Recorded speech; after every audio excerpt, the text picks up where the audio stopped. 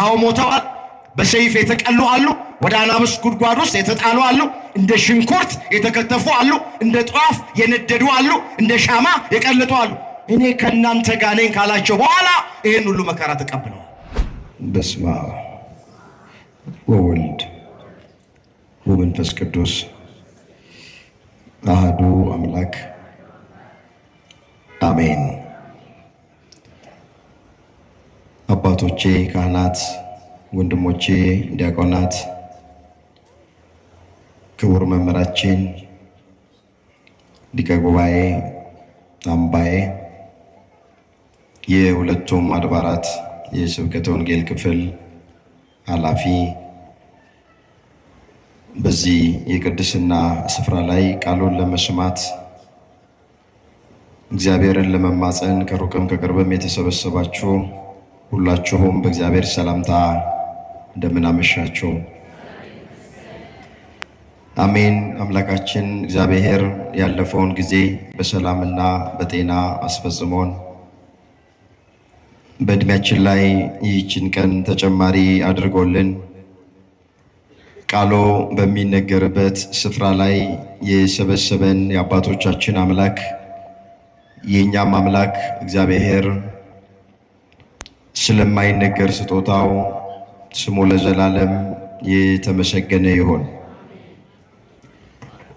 የእናታችን የእመቤታችን የቅድስት ድንግል ማርያም ምልጃ፣ ጸሎት፣ በረከት ከሁላችን ጋር ይሆንልን። እግዚአብሔር አምላካችን በመካከላችን ተገኝቶ የተሰወረውን የወንጌል ምስጢር ለሁላችን ገልጦ የሚረባንንና የሚጠቅመንን ነገር እንዲያስተምረን የእሱ ቅዱስ ፍቃዶ ይሆንልን።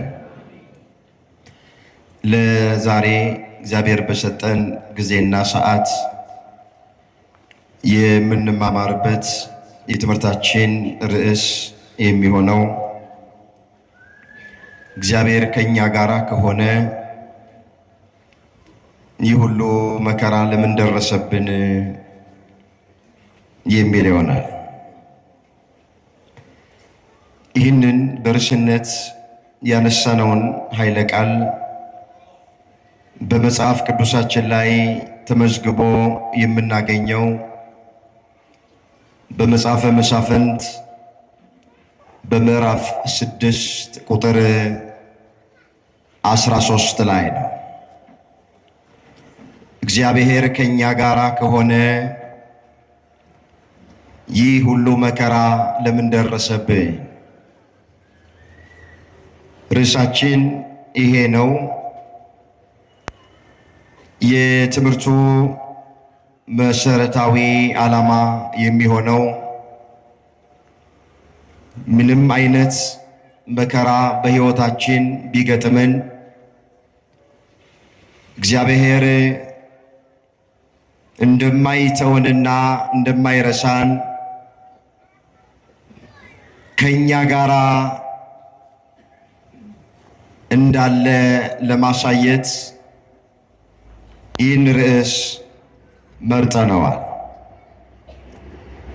ቆሞ ለመናገር ቁጭ ብሎም ለማድመጥ ጥበብ ከእግዚአብሔር ሲሰጥ ብቻ ነውና ለእኔ ለባሪያው ተናጋሪ የሆነ አንደበትን ለእናንተም ለሰሚዎቹ አስተዋይ የሆነ ልቦናን ቸሩ አምላካችን እግዚአብሔር ለሁላችንም በቸርነቱ ያድለን። በዚህ ርዕስ ውስጥ ሶስት ነገሮችን እንመለከታለን። በመጀመሪያ በርዕስነት ያነሳነውን ቃል ማንና ለምን እንደተናገረው እናያለን። በሁለተኛ ደረጃ መከራ ለምንድን ነው የሚገጥመን የሚለውን ምክንያቱን እንመለከታለን። ሶስተኛና የመጨረሻ አሁን ከዚህ ታሪክ እኛ የምንማረው ምን እንደሆነ ተመልክተን ትምህርታችንን ለዛሬ እንቋጨዋለን። እግዚአብሔር ከኛ ጋር ከሆነ ይህ ሁሉ መከራ ለምን ደረሰብን? ርዕሱን የመረጥንበት ምክንያት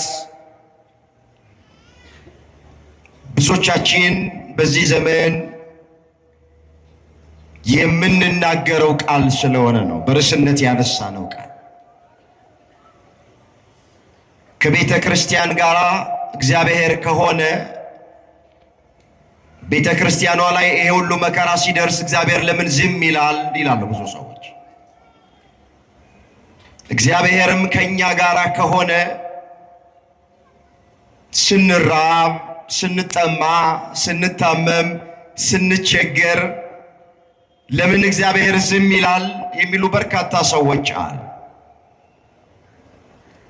እየጾምን እየጸለይን እያስቀደስን በየገዳማቱ እየዞርን ቅዱስ ሥጋውን ክቡር ደሙን እየተቀበልን እንዲህ ባለ ጉባኤ ቁጭ ብለን የእግዚአብሔርን ቃል እየሰማን አስራት በኩራቱን እያወጣን እየሰበክን እየዘመርን እየቀደስን ቅኔ እየተቀኘን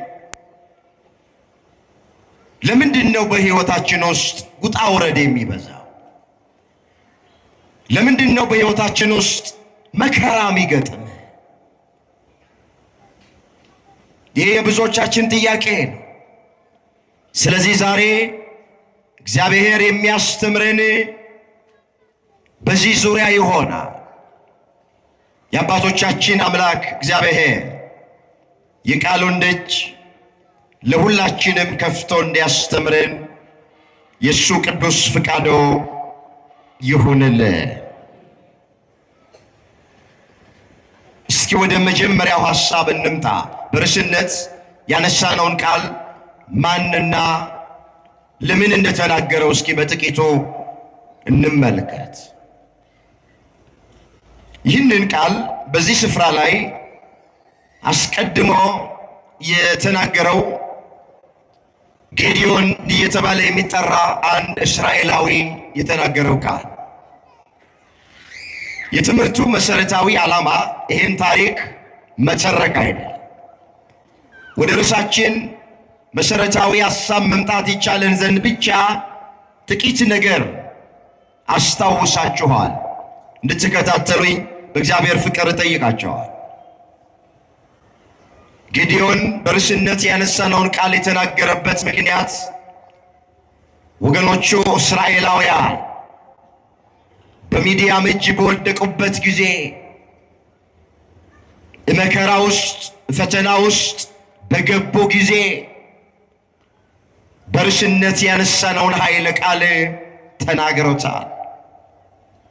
ሙሉ ታሪኩን በመጽሐፈ መሳፍንት ምዕራፍ 6 ቁጥር 1 ጀምሮ እቤት ገብታችሁ አንብቦት። እኔ ጥቂት ነገር ብቻ እመለከታለሁ። እንዲህ ብሎ ይጀምራል።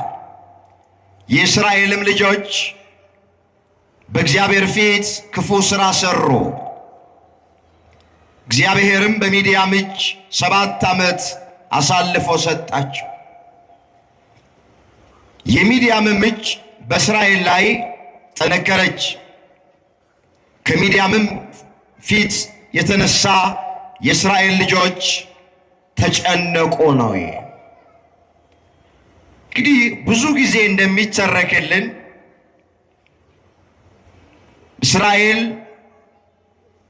እስራኤል ተብለው የተጠሩት በአባታቸው በያዕቆብ ምክንያት እግዚአብሔር ለዚህ ሕዝብ ያላደረገላቸው ያደርግላቸው ዘንድ የሚገባ ያስቀረባቸው ምንም ነገር ከ430 ዓመት የግብፅ የባርነት ቤት በ9 የተለያዩ ተአምራት በ10ኛ ሞተ በኩር በ11ኛ ስጥመተ ኤርትራ ባህር ነፃ አውጥቷቸው የነፃነትን ጉዞ ሲጓዙ በራፊዲም ምድረ በዳ በሲና በረሃ በቃዴስ በርኔ መና እያወረደ መግቧቸዋል። ከዓለት ከጭንጫ ውሃ እያፈለቀ አጠጥቷቸዋል። የኢያሪኮን ቅጽር አፍርሶላቸዋል። የዮርዳኖስን ባህር ከፍሎ በደረቅ አሻግሯቸዋል። በጸናች እጅና በተዘረጋች ክንድ እየተንከባከበ ማርና ወተት ወደምታፈስ ወደ ምድረ ርስት ወደ ከነዓን አስገብቷቸዋል። በአንድ ወቅት አሁን እንዳነበብነው የእስራኤል ልጆች በእግዚአብሔር ፊት ክፉ ሥራ ሰሩ። ምንድነው ክፉ ሥራ የተባለ? ጣዖት ማምለክ፣ ከተራራ ራስጌ እየሄዱ መሥዋዕት መሰዋት፣ ግንዱን አንተ አባቴ ነህ ድንጋዩንም አንተ ወለድከን እያሉ ፊታቸውን ሳይሆን ለእግዚአብሔር ጀርባቸውን ሰጡት። የዚህን ጊዜ እግዚአብሔር አዘነ፣ እግዚአብሔር ተቆጣ። ይቀጡ ዘንድ ሚዲያም ለሚባል ሕዝብ አሳልፎ ሰጣቸው። መጽሐፉ እንደሚናገር ለ7 ዓመት እስራኤላውያን በሚዲያማውያን ተገዙ ይላል። የበኩር ልጄ ብሎ የሚጠራቸው እስራኤላውያን በብሉይ ኪዳን በግዝረት ለእግዚአብሔር የተለዩ እስራኤላውያን፣ በስሙ የተጠሩት እስራኤላውያን ባልተገረዘ እግዚአብሔርን በማያውቅ ሕዝብ ለ7 ዓመት ተቀጠቀጡ ነው የሚለው። በዚህን ሰዓት ነው እንግዲህ እዛ በወይን መጥመቂያ ውስጥ ጌዲዮን ስንዴ እየወቃ ሳለ መጋቢ ብሉይ ተብሎ የሚጠራው የመላእክት አለቃ ቅዱስ ሚካኤል ከእግዚአብሔር ዘንድ ተልኮ መጣ። ጌዲዮንን እንደዚህ አለው፣ አንተ ጽኑ ኃያል ሰው እግዚአብሔር ከእናንተ ጋር ነው አለ። ጌዲዮን ይነጋገረው ለነበረ መልአክ መለሰ እንዲህ አለ፣ ጌታዬ ሆይ አለው፣ እግዚአብሔር ከእናንተ ጋር ነው እንዴት ትለናል? እግዚአብሔር ከኛ ጋር ከሆነ የሁሉ መከራ ለምን ደረሰብን አለው። ኑሯችን ዋሻ ውስጥ ነው፣ ጉድጓድ ውስጥ ነው፣ ምሽግ ውስጥ ነው። ዘር በዘራን ጊዜ ጠላቶቻችን መጥተው ይወስዱብናል። ወይን በተከልን ጊዜ ባፈራ ሰዓት ሚዲያማውያን መጥተው ይወስዱብናል። እንስሳት ስናረባ ጠላቶቻችን መጥተው ይወስዱብናል። ወጥተን ወርደን ላባችንን አፍስሰን ወዛችንን አንጠፍጥፈን በደከምንበት ነገር መጠቀም አልቻልንም። ከአባቶቻችን ጋር እግዚአብሔር ነበረ፣ ከግብፅ የባርነት ቤትም እንዳወጣቸው ነግሮናል። እኛን ግን ትቶናል፣ ረስቶናል፣ ለሚዲያም አሳልፎ ሰጥቶናል አለ ጌዲዮን።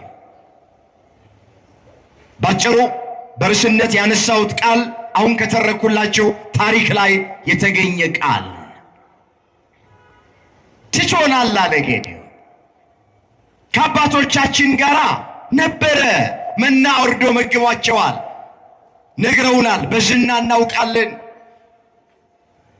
ውሃ አፍልቆ አጠጥቷቸዋል፣ የያሪኮን ቅጽር አፍርሶላቸዋል፣ የዮርዳኖስን ባህር ከፍሎላቸዋል፣ የአሕዛብን ነገሥታት አጥፍቶላቸዋል። ማርና ወተት ወደምታፈስ ወደ ምድረ ርስት ወደ ከነዓን አስገብቷቸዋል። ከአባቶቻችን ጋር እርግጥ እግዚአብሔር ነበረ፣ እኛን ግን ትቶናል። መከራ የገጠመን እግዚአብሔር ስለተወን ነው አለ ጌዲዮን። እስኪ አንድ ጥያቄ ልጠይቃችሁ፣ እግዚአብሔር ይተወናል? ሁላችሁ መልሱ። ይተወናል ወይ? እግዚአብሔር ይረሳናል? እባካችሁ ከልባችን ውስጥ የመረሳት ስሜት አውጥተን እንጣል። ስላልተመለሰ ጸሎት፣ ስለዘገየ ተስፋ እኔን እግዚአብሔር ትቶኛል፣ እኔን እግዚአብሔር ረስቶኛል የምትሉ እህቶችና ወንድሞች ከልባችሁ ውስጥ የመረሳት ስሜት አውጡና ጣሉ። ማንንም ሰው እግዚአብሔር አይተ፣ ማንንም ሰው እግዚአብሔር አይረሳ። እግዚአብሔር ከኛ ጋር ነው። እስኪ ወደ ሁለተኛው ሐሳብ እንምጣ። ወደ ኋላ የምንመለከተው ሰፊ ነገር አለ ይህን ግልጥ የሚያደርግ እሱ ከኛ ጋር እንደሆነ። ታዲያ እግዚአብሔር ከኛ ጋር ከሆነ ለምንድን ነው መከራ የሚገጥመን? ምክንያቱ ምንድን ነው? ወገኖቼ ሰው ለመከራ አልተፈጠረም። በደንብ አድርጋችሁ ስሙ። እንድንራብ፣ እንድንጠማ፣ እንድንታረዝ፣ እንድንታመም አድርጎ እንድንሞትም አድርጎ እግዚአብሔር አልፈጠረንም። ከውድቀት በፊት መራብ የለም፣ መጠማት የለም፣ ሞት የሚባል ነገር የለም። ሁሉን ስበው ያመጣው የሰው ልጅ ነው እንጂ ሰው እንዲሞት እንኳን ተደርጎ አልተፈጠረም ነበረ። 1000 ዓመት እየኖርን ስናረጅ እየታደስን እንደገና ደግሞ አሁንም 1000 ዓመት እየኖርን ስናረጅ እየታደስን ለዘላለም እንድንኖር ነበረ የእግዚአብሔር ፍቃድ። ከውድቀት በኋላ ነው መከራ፣ ፈተና፣ መራብ፣ መጠማት፣ መታመም፣ ውጣ ውረድ የሚባሉት ነገሮች አሁን እያንዳንዳችንን የሚያስጨንቁን ነገሮች የገጠሙን ከአዳም ውድቀት በኋላ ነው።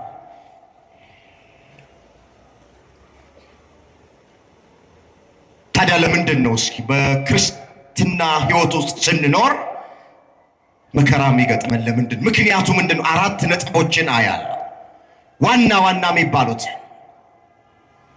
አንደኛ ባለመታዘዝ ምክንያት መከራ ይገጥመናል። አሁን ታሪካቸውን የተረክንላቸው እስራኤላውያን በሚዲያም እጅ የወደቁት ለሚዲያማውያን ተላልፈው የተሰጡት መከራ የገጠማቸው ባለመታዘዛቸው ምክንያት ነው። ቁጥር 1 ላይ ምንድን ነው የሚለው? የእስራኤልም ልጆች በእግዚአብሔር ፊት ክፉ ሥራ ሰሩ፣ ኃጢአትን አደረጉ፣ ለእግዚአብሔር አልታዘዛሉ። እግዚአብሔር በሚዲያም እጅ አሳልፎ ሰጣቸው ነው የሚለው። ስለዚህ ከታሪኩ እንደምንረዳ በመጀመሪያ መከራ ወደኛ የሚመጣበት ምክንያት ባለመታዘዝ ምክንያት ነው። የእግዚአብሔርን ድምፅ አልሰማም በማለት ምክንያት እንደ ራሳችን ሐሳብ፣ እንደ ራሳችን ፈቃድ ስንመላለስ መከራ ይገጥመናል። ለእግዚአብሔር አልታዘዝም ስንል መከራ ይገጥመናል። መጽሐፍ እንደዚህ ይላል፣ እሺ ብትሉ ለእግዚአብሔር ብትታዘዙ የምድርን በረከት ትበላላችሁ፣ እምቢ ብትሉ ብታምፁ ግን ሰይፍ ይበላችኋል። ትንቢተ ኢሳይያስ ምዕራፍ 1 ቁጥር 19 የእግዚአብሔር ቃል። እሺ ብትሉ ለእግዚአብሔር ብትታዘዙ የምድርን በረከት ትበላላችሁ። የምድር በረከት ሰላም፣ የምድር በረከት ፍቅር፣ የምድር በረከት ደስታ፣ የምድር በረከት ጥጋብ፣ የምድር በረከት ጤንነት ለእግዚአብሔር እሺ ብላችሁ ከታዘዛችሁ የእናንተ ነው። እንቢ ብትሉ ብታምፁ ሰይፍ ይበላችኋል። ሰይፍ ረሃብ ይበላችኋል። ሰይፍ ጦርነት ይበላችኋል። ሰይፍ ወገኖቼ በዓለም ያሉት መከራዎች ይገጥሟችኋል።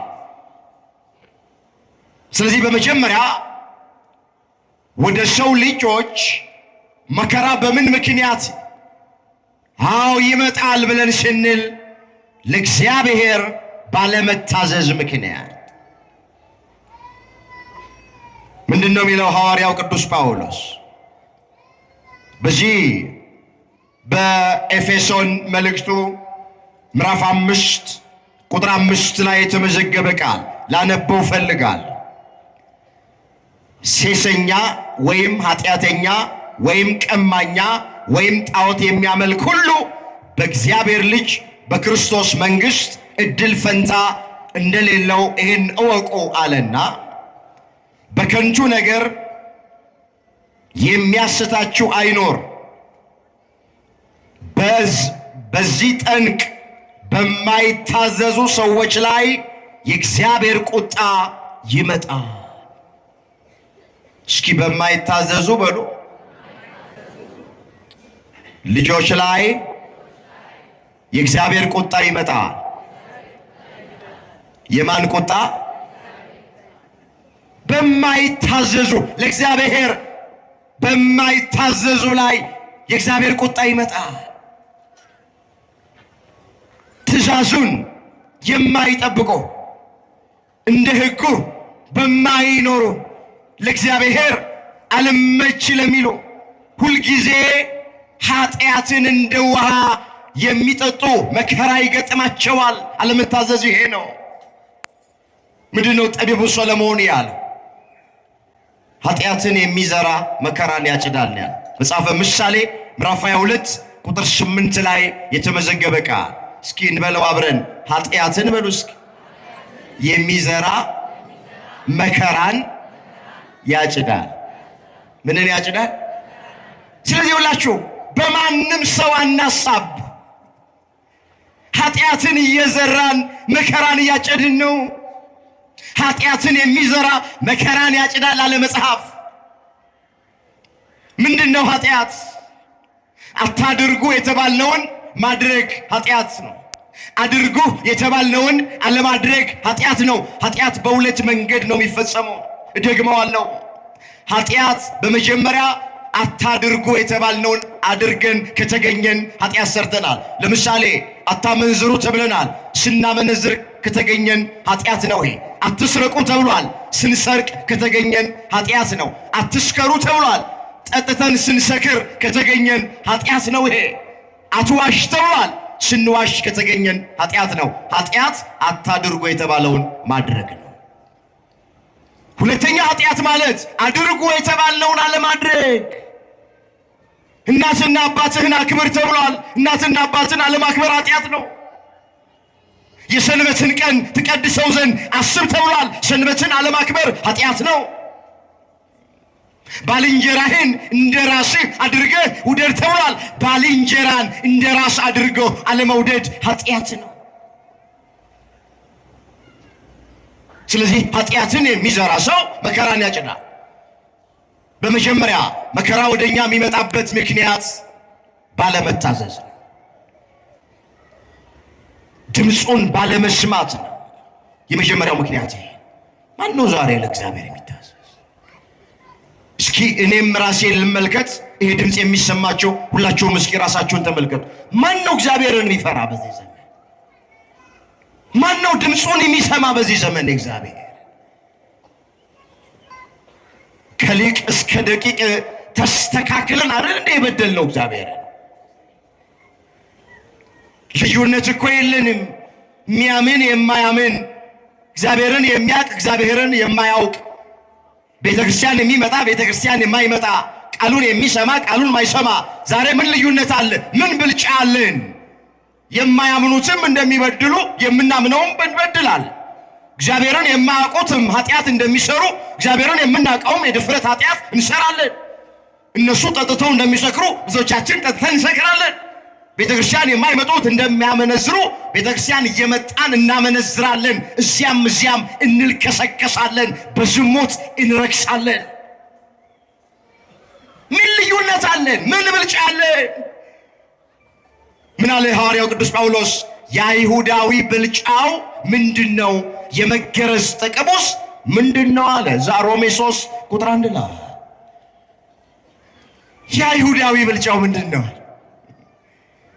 እግዚአብሔርን የማመናችን ብልጫው ምንድነው? ወጣቶች ቃሉን የመስማታችን ብልጫው ምንድነው?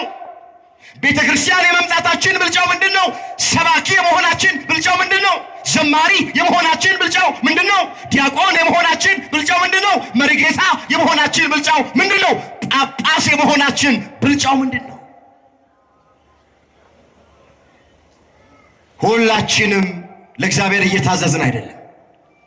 ስለዚህ በሀገር ላይ መከራ፣ በቤተክርስቲያኒቱ ላይ መከራ፣ በህይወታችን ላይ መከራ ቢገጥመን በማንም እንዳታሳብበው ለእግዚአብሔር አልታዘዝም ስላለ የመጀመሪያው ምክንያት ይሄ። እንደውም እግዚአብሔር እንደ ኃጢአታችን አላደረገብንም፣ እንደ በደላችንም አልከፈለንም።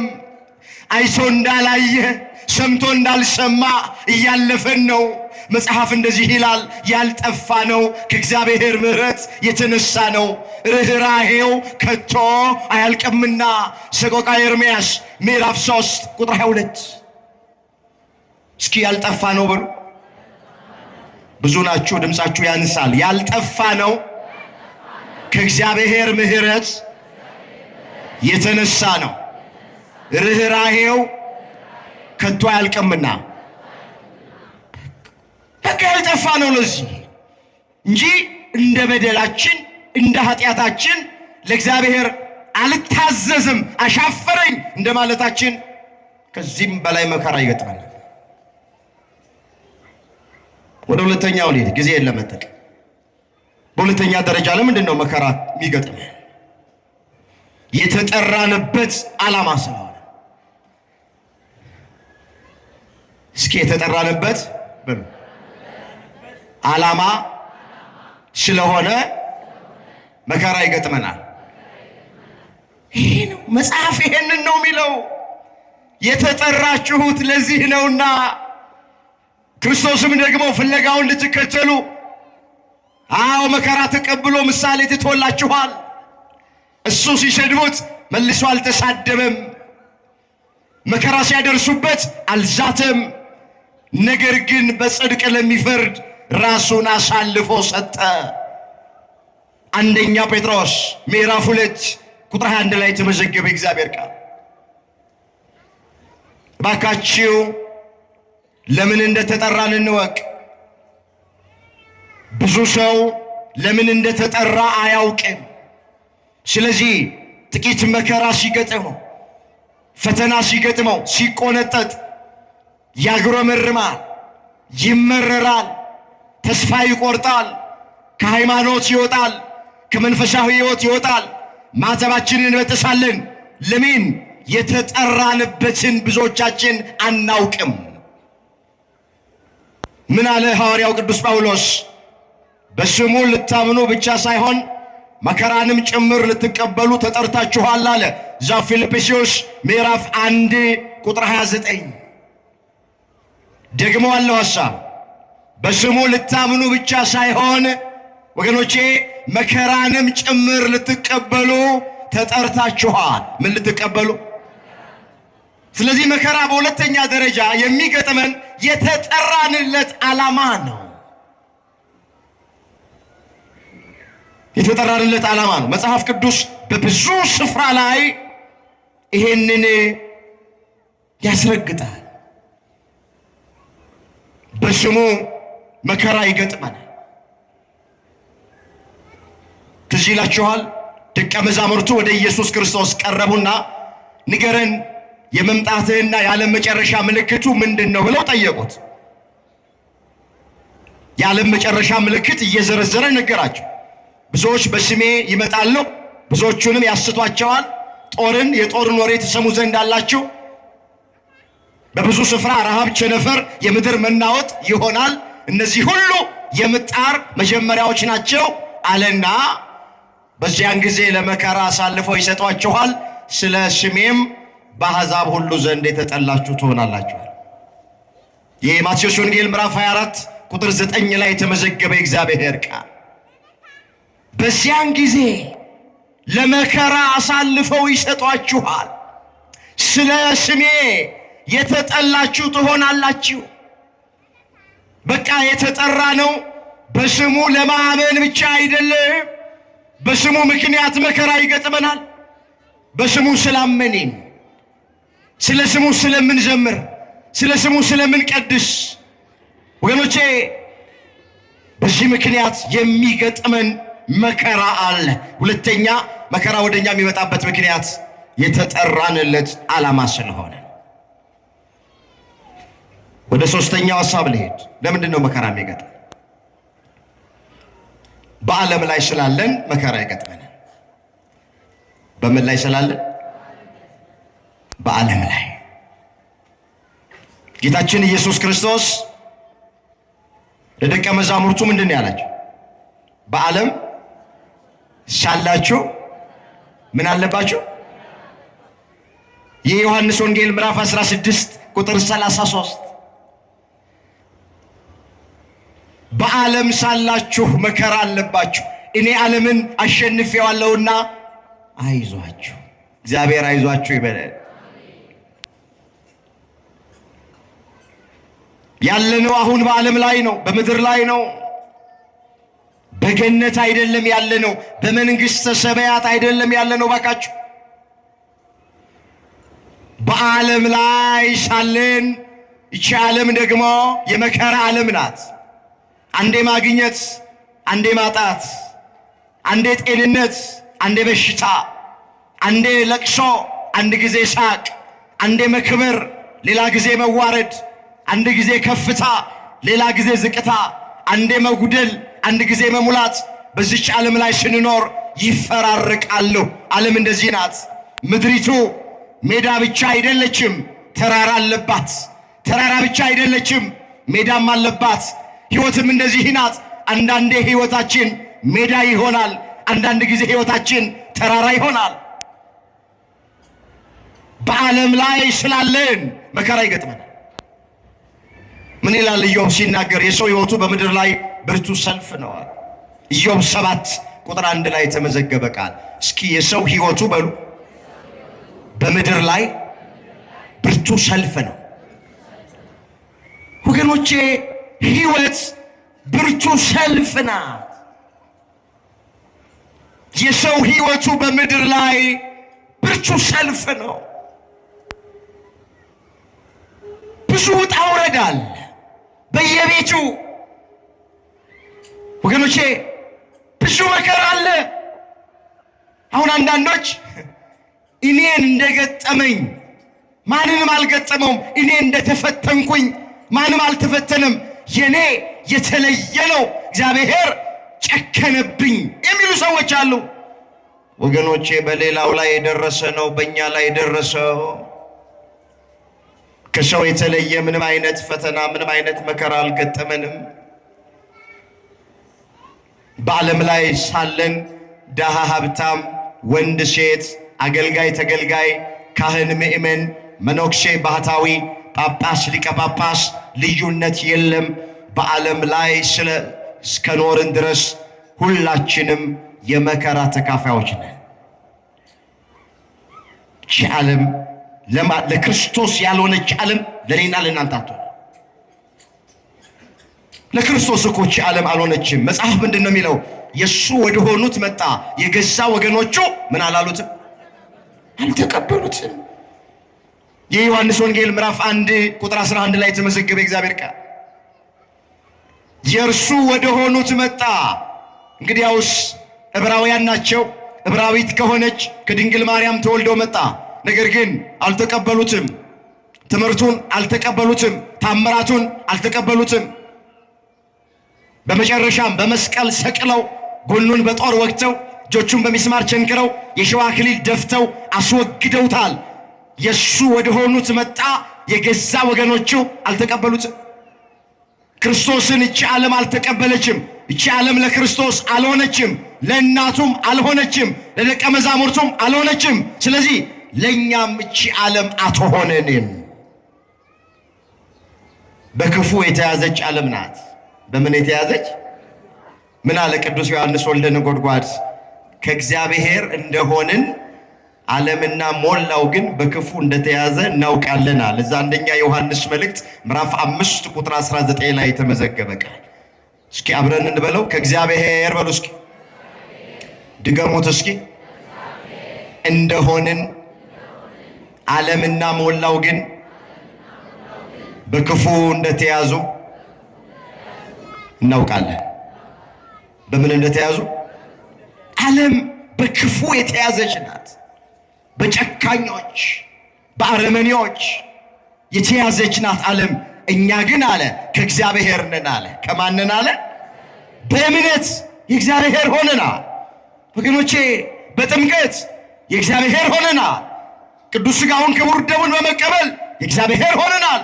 ከእግዚአብሔር እንደሆንን ዓለምና ሞላው ግን በክፉ እንደተያዘ እናውቃለን። ስለዚህ መከራ በሶስተኛ ወደኛ የሚመጣው በዓለም ላይ ስላለን። በምን ላይ ስላለን?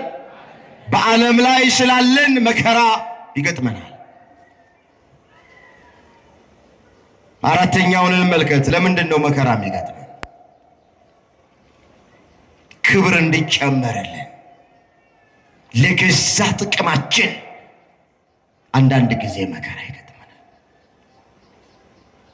ወገኖቼ ሁሉን ባለመታዘዝ ምክንያት እንደሆነ መከራ የሚገጥመን አድርጋችሁ እንዳታስቡ።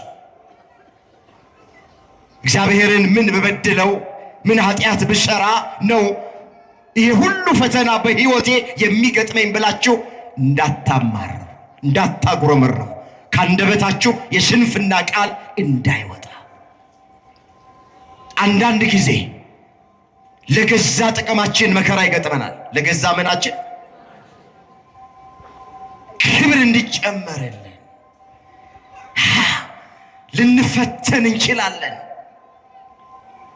መጽሐፍ እንደዚህ ይላል፣ ልጄ ሆይ ብሎ ይጀምራል። የጌታን ቅጣት አታቃል፣ በሚገስጽ ጊዜም አትድከም። ጌታ የሚወደውን ይቀጣዋልና። ስለዚህ ለመቀጣት ታገሱ፣ እግዚአብሔር እንደ ልጆቹ ያደርግላችኋል። አባቱ የማይቀጣው ልጅ ማን ነው? ሁሉ የቅጣት ተካፋይ ሆነዋል። ያለ ቅጣት ብትኖሩ ለእግዚአብሔር ዲቃላ እንጂ ልጆቹ አይደላችሁም። ስለዚህ እግዚአብሔር ይላል ዝቅል ብሎ ለገዛ ጥቅማችን ይቀጣናል ይላል። ዕብራውያን 12 ቁጥር 6 ላይ ተመዘገበ ቃል። እስኪ እግዚአብሔር በሉ ለገዛ ጥቅማችን ይቀጣናል። ለገዛ ምናችን? በአራተኛ ደረጃ መከራ ወደ ሰው ልጆች የሚመጣው ክብር እንዲጨመርልን ነው። ለገዛ ጥቅማችን ነው። ጽናታችን እንዲለካ ነው። ጠላት ዲያብሎስ እንዲያፍር ነው። እግዚአብሔር ስለተወን አይደለም። እግዚአብሔር ስለረሳን አይደለም። እግዚአብሔር ከኛ ስለተለየ አይደለም። ከልባችሁ ውስጥ ይሄን ስሜት አውጡና ጣሉት።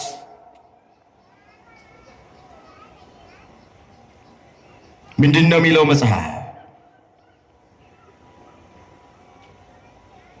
ልዩ ልዩ አይነት መከራ ሲገጥማችሁ እንደ ሙሉ ደስታ ቁጠሩት።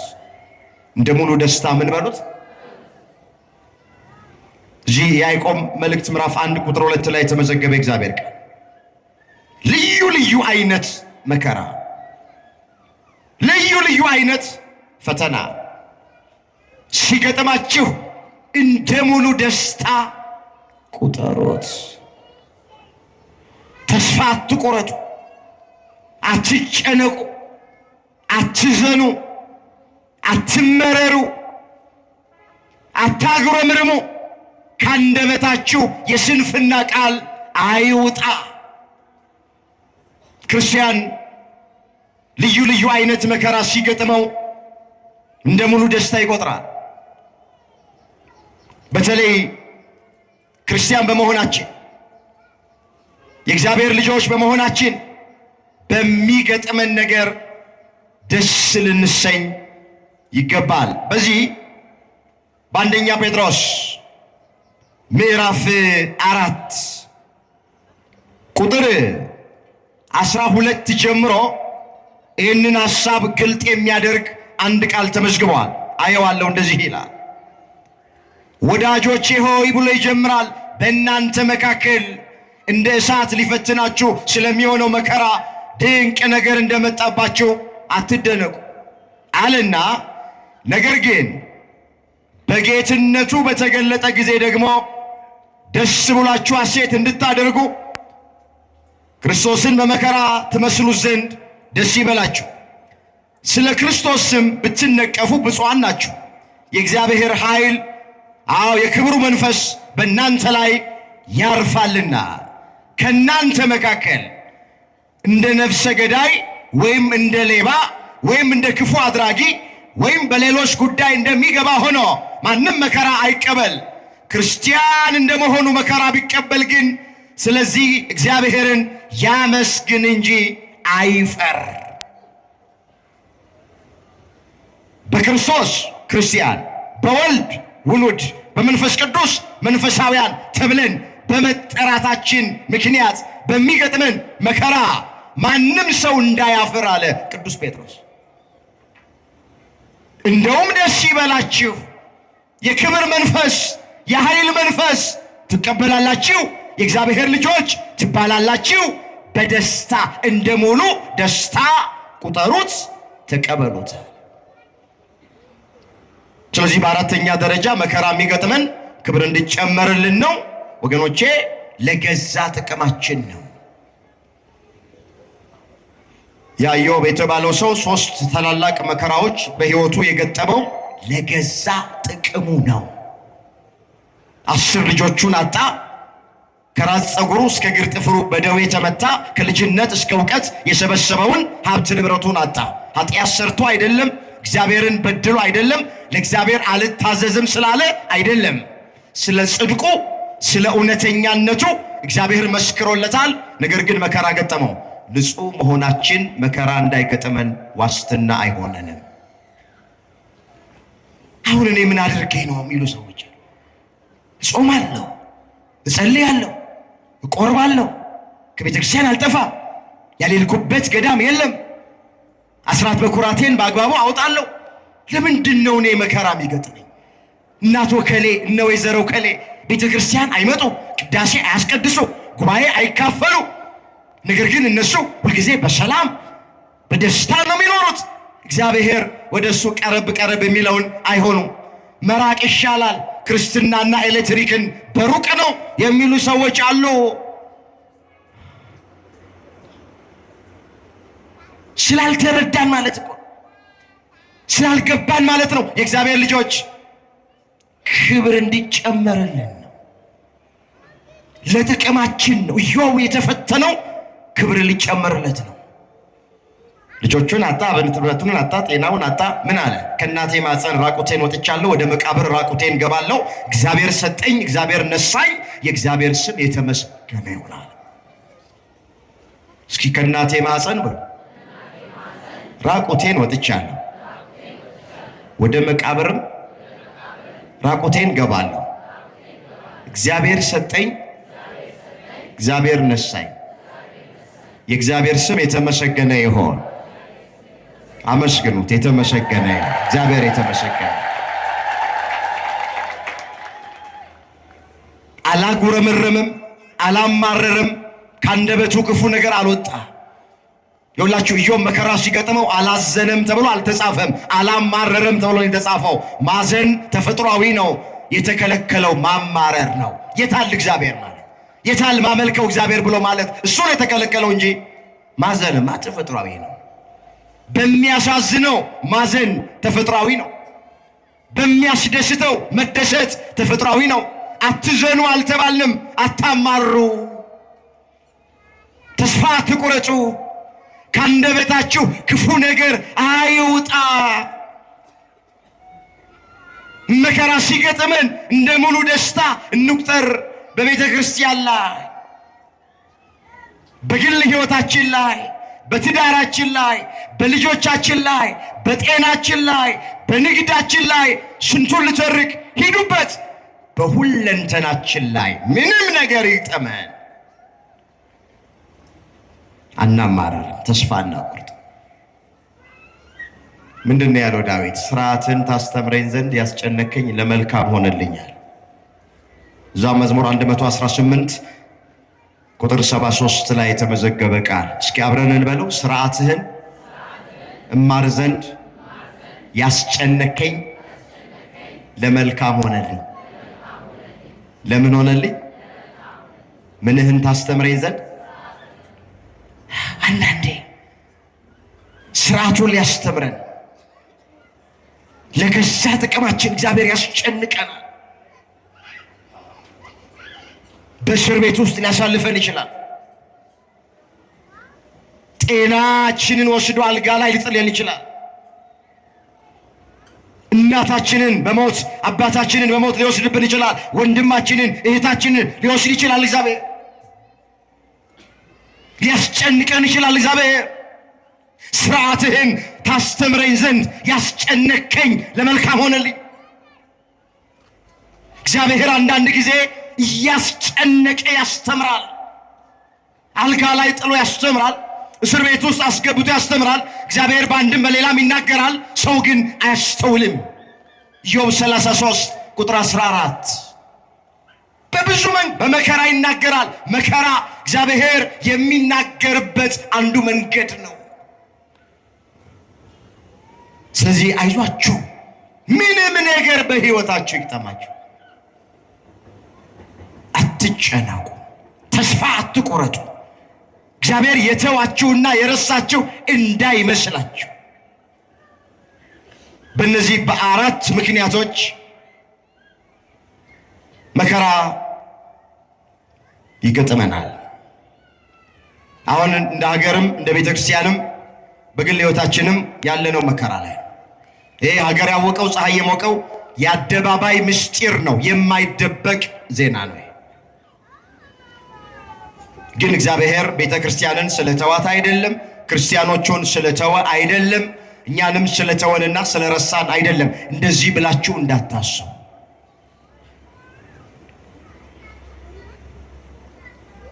በደስታ ነው የምንቀበለው።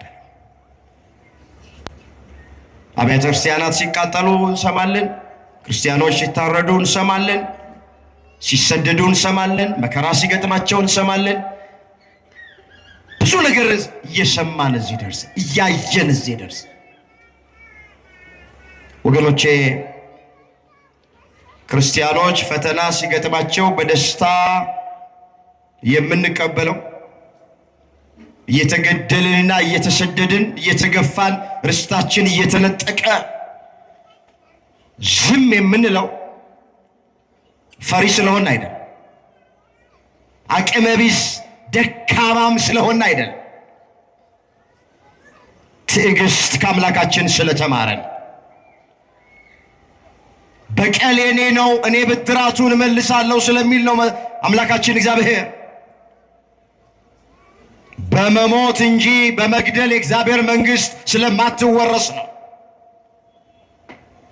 በቤተ ክርስቲያኒቱ ላይ በወገኖቻችን ላይ ብዙ ነገር እየደረሰ አይተን እንዳላየን ሰምተን እንዳልሰማን ሁሉን ለእግዚአብሔር ሰጥተን ዝም የምንለው ከእግዚአብሔር ትዕግስት ስለተማረን እግዚአብሔር የበቀል አምላክ እንደሆነ ስለምናውቅ ነው። ፍትህ ርቱ የሆነለት አምላክ አምላካችን ስለሆነ ነው። አይቶ ጽዋው ሲሞላ እግዚአብሔር እንደሚፈርድ ስለምናምን ሶስተኛና የመጨረሻውን ማጠቃለያውን እንመልከት። አሁን ከዚህ ታሪክ እግዚአብሔር ምንድን ነው የሚያስተምረን? ወገኖቼ ከዚህ ታሪክ የምንማረው በምን ውስጥም ብንሆን እግዚአብሔር እንደማይተወንና እንደማይረሳን ነው ያስተምረን። እንመለስ ወደ ርዕሳችን ጋር። እግዚአብሔር ከኛ ጋር ከሆነ የሁሉ መከራ ለምን ደረሰብን አለ? ትቶናል፣ ረስቶናል አለ። ታሪኩን ግን ስናነበው እግዚአብሔር በጥቂት ሰዎች እስራኤላውያንን ከሚዲያማውያን እጅ ነፃ አውጥቷቸዋል። እንደ አንበጣና እንደ ኩብኩባ የሚርመሰመሰውን የሚዲያም ሰራዊት ወገኖቼ ቀንደ መለከት ይዘው ባዶ ማሰሮ ይዘው ችቦ ይዘው እስራኤላውያን ድል አድርጓቸዋል። ዘምረዋል። እግዚአብሔር ተዋጊ ነው ስሙም እግዚአብሔር ነው ብለው ዘምረዋል። ስለተዋቸው አይደለም፣ ስለረሳቸው አይደለም፣ በክፉ ስራቸው ባለመታዘዛቸው ምክንያት ነበረ ሚዲያማውያን የሰለጠኑባቸው። ወደሱ ሲመለሱ ንስሐ ሲገቡ እግዚአብሔር ረድቷቸው አግዟቸው በጠላቶቻቸው ላይ ድል እንዲቀዳጁ አድርጓቸዋል። ስለዚህ እኛም ኦርቶዶክሳውያን ይሄ ድምፅ የሚሰማቸው እግዚአብሔር ከኛ ጋር አለ። እግዚአብሔር ከማን ጋር አለ? ከኛ ጋር አለ። ግን እግዚአብሔር ከኛ ጋር አለ ማለት በሕይወታችን ምንም ነገር አይገጥመንም ማለት ግን አይደለም። እንዳትሳሳቱ። የዮሴፍን ታሪክ ሁላችሁ ታውቃላችሁ። እግዚአብሔር ከዮሴፍ ጋር ነበረ ተብሎ ተጽፏል። ዘፍጥረት 39 ቁጥር 2 ላይ እንዴ በዮሴፍ ሕይወት ውስጥ ግን መከራ አልነበረም? እንዴት አለ? በገዛ ወንድሞቹ ተሽጧል፣ ወደ ጉድጓድ ውስጥ ተጥሏል። ያለ ወንጀሉ እንደ ወንጀለኛ ተቆጥሮ፣ ያለ ኃጢአቱ እንደ ኃጢአተኛ ተቆጥሮ ወገኖቼ ወደ ወህኒ ቤት ዮሴፍ ተጥሏል። መጽሐፉ እኮ የሚለው እግዚአብሔር ግን ከዮሴፍ ጋር ነበር እኮ ነው። ለካ እግዚአብሔር ከኛ ጋር ሆኖ ልንታመም እንችላለን። እግዚአብሔር ከኛ ጋር ሆኖ መከራ ሊገጥመን ይችላል። እግዚአብሔር ከኛ ጋር ሆኖ ፈተና ሊገጥመን ይችላል። እግዚአብሔር ከኛ ጋር ሆኖ ልንቀጣ እንችላለን፣ ልንሰደድ እንችላለን፣ ልንገደል እንችላለን። እግዚአብሔር ከቤተ ክርስቲያኗ ጋር የለም አትበሉ፣ ከክርስቲያኖች ጋር የለም አትበሉ። እግዚአብሔር ከኛ ጋር ሲሆን ሁልጊዜ አልጋ በአልጋ ነው ማለት አይደለም። ሁልጊዜ ደስታ፣ ሁልጊዜ ፈሽታ፣ ሁል ጊዜ ዝማሬ ማለት አይደለም። ፈተና መከራ አለ። ደቀ መዛሙርቱ ምንድን ያላቸው? እስከ ዓለም ፍጻሜ እኔ ከእናንተ ጋር ነኝ ብሏቸዋል። የማቴዎስ ወንጌል ምዕራፍ 28 ቁጥር 19 ላይ እስከ ዓለም ፍጻሜ ክርስቶስ ከደቀ መዛሙርቱ ጋር ነበረ። በደቀ መዛሙርቱ ሕይወት ውስጥ ግን ፈተና አልነበረም ስንል ሞልቷል። ይራቡ ነበር፣ ይጠሙ ነበር፣ ይታሰሩ ነበር፣ ይገረፉ ነበር፣ ወይን ቤት ውስጥ ይጣሉ ነበር። መጨረሻቸውም በመስቀል እየተሰቀሉ የቁልቁሊት አንዳንዶቹ ሞተዋል። በሰይፍ የተቀሉ አሉ፣ ወደ አናብስት ጉድጓድ ውስጥ የተጣሉ አሉ፣ እንደ ሽንኩርት የተከተፉ አሉ፣ እንደ ጧፍ የነደዱ አሉ፣ እንደ ሻማ የቀለጡ አሉ። እኔ ከእናንተ ጋር ነኝ ካላቸው በኋላ ይህን ሁሉ መከራ ተቀብለዋል። መጽሐፍ ቅዱስ ስታነቡት ከሐዋርያት መካከል አንዱም ሰው ታሞ ሞተ ተብሎ አልተጻፈም። ሁሉም ወገኖቼ በሰይፍ ነው የተቀሉት፣ በእሳት ነው የተቃጠሉት፣ በመንኮራኩር ነው የተፈጩት፣ መከራ እየተቀበሉ ያለፉት። ስለዚህ እግዚአብሔር ከኛ ጋር እንደሆነ እርግጠኛ መሆን መቻል አለብን። ምንም ነገር አይኖቻችን ይመልከቱ፣ ጆሮቻችን ይስሙ፣ ተስፋ አንቆርጥ። እርፍ ጨብጠን ወደ ኋላም አንመለከት። ከሃይማኖታችን ውስጥ አንወጣ። ሰዎቹ የሚፈልጉት ወገኖቼ የማምለኪያ አጸዶቻችንን እያፈረሱ ብዙ ዓመት የፈጁትን ረጅም ዓመት የቆዩትን ጥንታውያኑን እነሱን እያፈረሱ እነሱን እያቃጠሉ ንዋየ ቅዱሳቱን ዘርፈው እየወሰዱ ደግሞ ክርስቲያኖችን በአሰቃቂ ሁኔታ እየገደሉ ሌሎቹ ተስፋ ቆርጠው ማተባቸው እንዲበጥሱ ከሃይማኖታችን እንድንወጣ ሃይማኖታችን እንድንቀይር ለማድረግ ነው። ምንም ነገር ይምጣ ከክርስቶስ ፍቅር የሚለየን የለም። ምንድን ያለው ቅዱስ ጳውሎስ? ከክርስቶስ ፍቅር ማን ይለየናል? የክርስቶስን ፍቅር ማን ያስተወናል? መከራ ነው፣ ስደት ነው፣ ረሃብ ነው፣ ራቁትነት ነው። ቀኑን ሙሉ ስላንተ እንገደላለን፣ እንደሚታረዱ በጎች ተቆጠርን አለ። ሮሜ ምዕራፍ 8 ቁጥር 35 ላይ ምንም ነገር ይምጣ ከክርስቶስ ፍቅር የሚለየን የለም። ከተዋህዶ ፍቅር የሚለየን የለም። ከሃይማኖታችን ፍቅር የሚለየን የለም። ከቤተ ክርስቲያን ፍቅር የሚለየን የለም። ሁሉ የዘራውን ያጭዳል፣ ሁሉ የእጁን ያገኛል። እግዚአብሔር ቆጥሮ ከፋይ አምላክ ነው።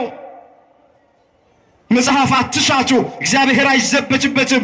ሰው የዘራውን ያንኑ መልሶ ያጭዳል። በሥጋ የዘራ ከሥጋ መበስበስን ያጭዳል፣ በመንፈስ የዘራ ከመንፈስ የዘላለም ሕይወትን ያጭዳል ተብሎ እንደተጻፈ ገላትያ ምዕራፍ 6 ቁጥር 7 ላይ ቃሉን አስተውሉት ባካችሁ። አትሳቱ አለ ሐዋርያው። እግዚአብሔር አይዘበትበትም። ሰው የዘራውን ያንኑ መልሶ ያጭዳል። መቼስ ስንዴ የዘራ ሰው ስንዴ ነው የሚያጭድ። እንክርዳድ የዘራም ሰው እንክርዳድ ያጭድ። ዛሬ ንጹሕ ደም የሚያፈስ በሥላሴ አርያና አምሳያ የተበጠረ ክቡር የሆነውን የሰው ልጅ በጭካኔ የሚገድል ሁሉ የዘራውን ያጭዳል። በሰማይ አምላክ አለ፣ እግዚአብሔር አለ። ሁሉን ያያል፣ ሁሉን ይመለከታል። ስራ የሚሰራበት የራሱ ጊዜ አለው። እሱ ከሰዓት የሚሰራውን ጠዋት አይሰራው። በሳምንት የሚሰራውን በዕለት አይሰራውም። እግዚአብሔር በወር የሚሰራውን በሳምንት አይሰራውም። ለእግዚአብሔር የሥራ ጊዜ አለው ተብሏል። ኦርቶዶክሳውያን ክርስቲያን ወገኖቻችን በምትሰሙት በምታዩት በወገኖቻችን ላይ በሚደርሰው ነገር ተስፋ እንዳትቆርጡ። እቺ እምነት እዚህ የደረሰችው አልጋ በአልጋ በሆነ መንገድ አይደለም። ታውቃላችሁ፣ አባቶቻችን የቀደሙት ዋጋ ከፍለዋል።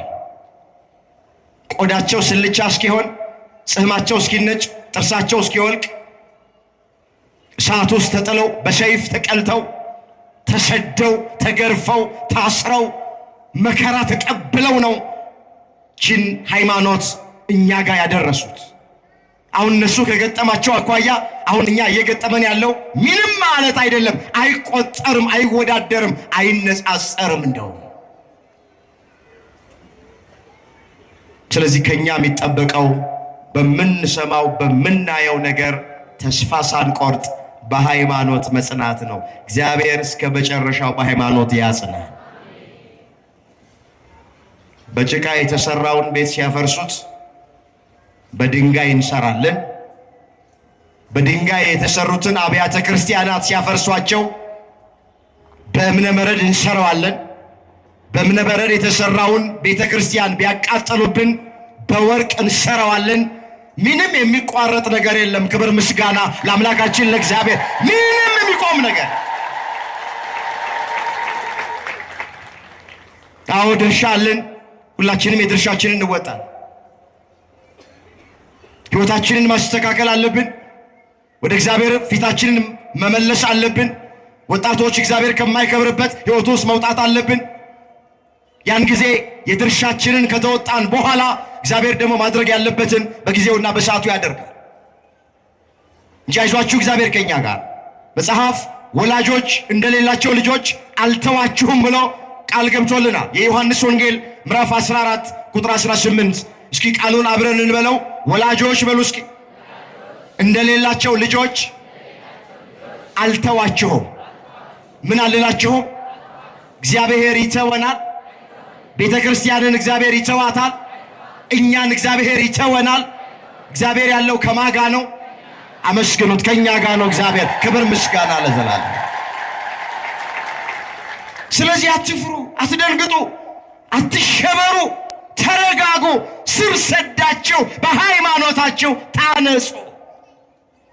ድንቅ ነገር እንደመጣባችሁ አትቁጠሩት። ምን አለ? እኔ ካንተ ጋር ነኝና አትፍራ። ኢሳይያስ 43 ቁጥር 5። እስኪ እኔ በሉ ካንተ ጋር ነኝና አትፍራ። ምን አትበል? ማን ከኛ ጋር ስላለ ምን አንልም? አንፈራም። እግዚአብሔር ከኛ ጋር ስላለ አንፈራም። እግዚአብሔር ፍርሃትን ከልባችን አውጥቶ ይጣልልን። ምን አለ መጽሐፍ? ጽዮን ግን እግዚአብሔር ትቶኛል ጌታም ረስቶኛል አለች። በውኑ ሴት የወለደችውን ልጅ እስከማትራራ ድረስ ትረሳለችን?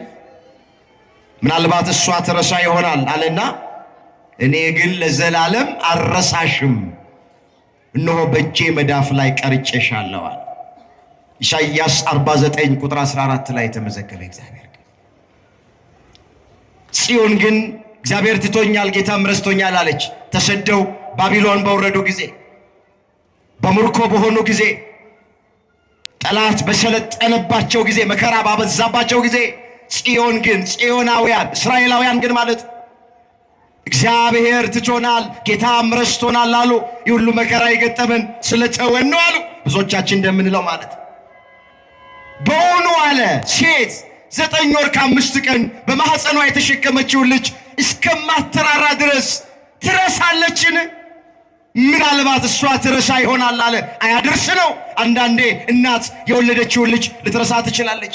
አባት የወለደውን ልጅ ሊረሳ ይችላል። ሰዎች ሊረሱን ይችላሉ። እናት የወለደችውን ልጅ ልትረሳ ትችላለች አለና እኔ ግን አለ ለዘላለም አልረሳችሁም አለ። ለዘላለም ምን አልላችሁ? በእጄ መዳፍ ላይ ቀርጫችኋለሁ አለ። እያንዳንዳችንን እግዚአብሔር በእጁ መዳፍ ላይ ቀርጾናል። ሎሚ እጃችን ላይ አስቀምጠን ወደ ግራ ወደ ቀኝ እንደምናደርግ እግዚአብሔር ሁላችንን እንደዚህ በመዳፉ ነው የሚያየው። ስለዚህ አትጨነቁ። እንኳን እግዚአብሔር ካንተ ጋር ነኝ ካንቺ ጋር ነኝ ብሎን ይቅርና አንድ ባለ ገንዘብ፣ አንድ ባለ ስልጣን፣ አንድ ዝነኛ፣ አንድ ታዋቂ ሰው አይዞ ካንተ ጋር ነኝ ቢለን ምን ያህል ደስ ይለን። አይዞሽ ካንቺ ጋር ነኝ ብሎ ተስፋ ቢሰጡን ምን ያህል ደስ ይለናል። እኔ ከናንተ ጋር ነኝ ያለን እኮ የሰራዊት ጌታ እግዚአብሔር እኮ ነው። ጌታችን መድኃኒታችን ኢየሱስ ክርስቶስ እኮ ነው። ወላጆች እንደሌላቸው ልጆች አልተዋችሁም ከናንተ ጋር ነኝ ያለው እኮ እሱ እኮ ነው። ስለዚህ እግዚአብሔር ከኛ ጋር ነው። እግዚአብሔር ከኛ ጋር ከሆነ ደግሞ ማን ይቃወመናል? ምን አለ ሐዋርያው ቅዱስ ጳውሎስ? እግዚአብሔር ከኛ ጋር ከሆነ ማን ይቃወመናል? ይቃወመን የለም፣ ሚችለን የለም፣ ያሸንፈን የለም። ከኛ ጋር ከሆነ ሮሜ ምዕራፍ 8 ቁጥር 33 ላይ የተመዘገበ ቃል። ስለዚህ ጌታ ለዘላለም አይጥልም። ቢያሳዝንም ቢያስጨንቀንም በእውነት አይጥለንም፣ ከኛ ጋር ነው ያለው። ዘሰቆቃወ ኤርምያስ ምዕራፍ 3 ቁጥር 31 ላይ የተመዘገበ የእግዚአብሔር ቃል ነው። ጌታ ለዘላለም አይጥልም፣ ቢያሳዝንም እንደ ምሕረቱ ብዛት ይራራል፣ ከልቡ ሰውን አያስጨንቅም ይላል። ከልቡ ሰውን ምን አይልም? አያስጨንቅም። እንግዲህ እግዚአብሔር ከኛ ጋር ከሆነ የሁሉ መከራ ለምን ደረሰብን? ከኛ ጋር ስላልሆነ አይደለም ወገኖቼ። ክብር እንዲጨመርልን ነው፣ ለገዛ ጥቅማችን ነው፣ ጽናታችን እንዲለካ ነው፣ የእግዚአብሔር ማዳን በእኛ ላይ እንዲገለጥ ነው፣ ጠላት ዲያብሎስ ክፎች እንዲያፍሩ ነው። ይህ ሁሉ ነገር በቤተ ክርስቲያን ላይ በክርስቲያኖች ላይ እየደረሰ ያለ። እኛ ድርሻችንን ብቻ እንወጣ፣ እግዚአብሔርን እንጠብቅ። በጾም በጸሎት በንስሐ ሆነን በሃይማኖት ጸንተን ከቤተ ክርስቲያን ሳንለይ ማንን እንጠብቀው? ማንን እንጠብቀው? እሱን በትዕግስት እንድንጠብቅ ሁላችንን በቸርነቱ ይርዳን። አምላካችን እግዚአብሔር እስከ ዓለም ፍጻሜ ድረስ ከሁላችንም ጋር ይሆንልን። በሃይማኖታቸው ምክንያት የተሰደዱትን የሞቱትን ነፍሳቸውን በአብርሃም በይስሐቅ በያዕቆብ አጠገብ ያሳርፍልን። የተቃጠሉትን አብያተ ክርስቲያናት መልሰን እንድንሰራቸው እግዚአብሔር ያግዘን። እንሰራለን አንሰራ? እንሰራለን። ቅድም እንዳልነው የድንጋይ ከሆኑ በብሎኬት ይሰራሉ፣ የብሎኬት ከሆኑ በሸክላ ይሰራሉ። የሸክላ ከሆነ የፈረሰው በእብነ በረድ ይሰራል። የእብነ በረድ ከሆነ ጠላት አይኑ ደም ይቀላል። በወርቅ አንቆጥቁጠን እንሰራቸዋለን የፈረሱትን አብያተ ክርስቲያናት። ምንም ይቆም ነገር ሁሉ ነገር ይቀጥላል። አምላካችን እግዚአብሔር በሃይማኖታችን ሁላችንን ያጽናን። ያስተማረን የመከረን የገሰጸን የአባቶቻችን አምላክ እግዚአብሔር ስሙ የተመሰገነ ይሁን። ድንግል ማርያም ጣዕሟን በአንደበታችን ፍቅሯን በልባችን ትሳልብን። የሁላችን መጨረሻ እግዚአብሔር